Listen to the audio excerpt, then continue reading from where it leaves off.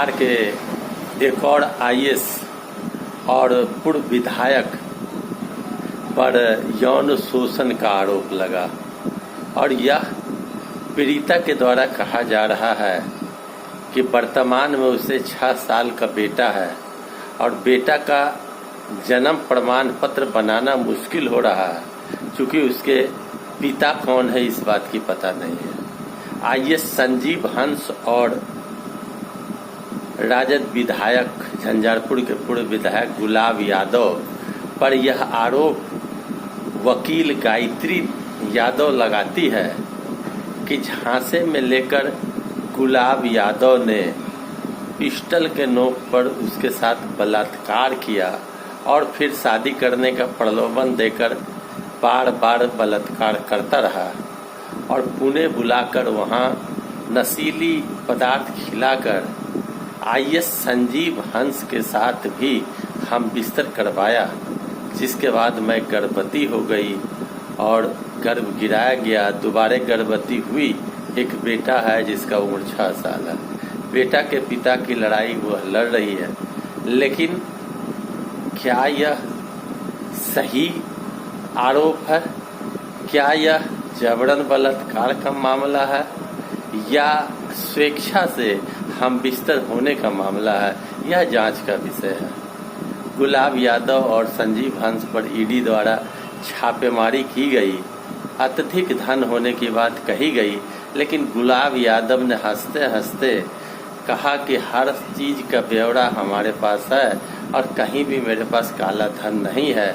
हमने ईडी को जवाब दिया जो जवाब देना था। मामला बलात्कार का दर्ज करने के लिए गायत्री देवी वर्षों से दर भटक रही थी। दानापुर सीजीएम कोर्ट में मामला दर्ज नहीं किया गया। हाईकोर्ट के हस्तक्षेप के बाद दानापुर के रूपसपुर में मामला दर्ज की गई है और जांच जारी है। कहा जाता है कि संजीव हंस आईएएस ही बच्चे के पिता हैं, लेकिन बड़ी बात यह है पढ़ी लिखी महिला अधिवक्ता गायत्री यादव को आखिर कैसे गुलाब यादव ने झांसा में लिया और उसके साथ बलात्कार किया पिस्टल के नोक पर। वो चुप रही, फिर बाद में बार बार हम बिस्तर होती रही। बाद में संजीव हंस के साथ हम बिस्तर होना और पढ़ी लिखी महिला इस तरह प्रताड़ना सह रही थी। अब वर्षों बाद इस बात का खुलासा होना, एफआईआर होना, क्या यह षड्यंत्र का बू नहीं है?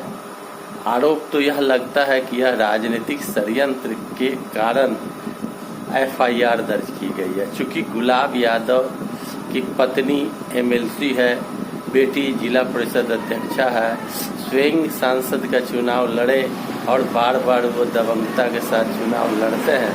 उनकी क्षेत्र में पकड़ है, इसलिए उन्हें बर्बाद करने के लिए षड्यंत्र रचा गया है। अब गायत्री देवी के प्रकरण में आगे क्या होगा वह तो वक्त ही बताएगा, अब पता चलेगा। लेकिन यह पच नहीं रहा कि लंबे समय तक यौन शोषण होता रहा और एक पढ़ी लिखी महिला गायत्री यादव जो कानून की ज्ञाता है और वह चुप रही, बच्चे पैदा हो गए